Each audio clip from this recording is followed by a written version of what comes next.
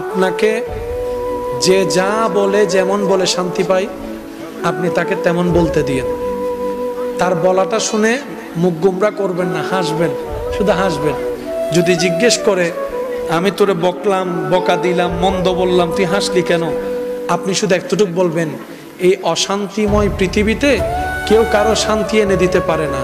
তা আমি ভাবলাম আমাকে 2টা বকা দিলে যদি তোমার মন শান্তি হয়, আমার নামে 2টা বদনাম করলে যদি তুমি শান্তি পাও, যাক আমি না হয় কষ্টই পেলাম, আমার আল্লাহর একজন বান্দাকে তো শান্তির ব্যবস্থা করে দিয়েছি, আল্লাহর একজন বান্দাকে শান্তির ব্যবস্থা করে দিয়েছি, তুমি শান্তি পাচ্ছ, এটা দেখেই আমার শান্তি লাগতেছে।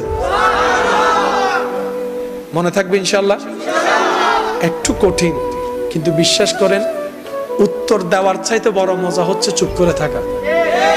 প্রতিশোধ নেওয়ার চাইতে বড় মজা হচ্ছে ক্ষমা করে দেওয়া। একবার করে দেখেন, শয়তান করতে দিবে না, এটা সত্য। কারণ এগুলা করলে তো আপনি রহমত পাবেন। শয়তান তো এটা চায় না। শয়তান চায় কি জানেন? কেউ একটা বললে আর বান্ডারত কি হম আছে না, তিনল।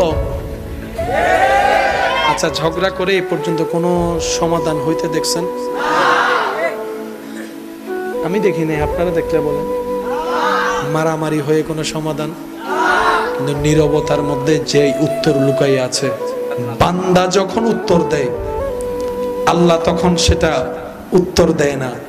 আর বান্দা যখন রবের হুকুমের অপেক্ষা করে ধৈর্য ধরে চুপ করে থাকে, আল্লাহ সময় মতো ফেরেশতা দিয়ে উত্তর দিয়ে দেয়।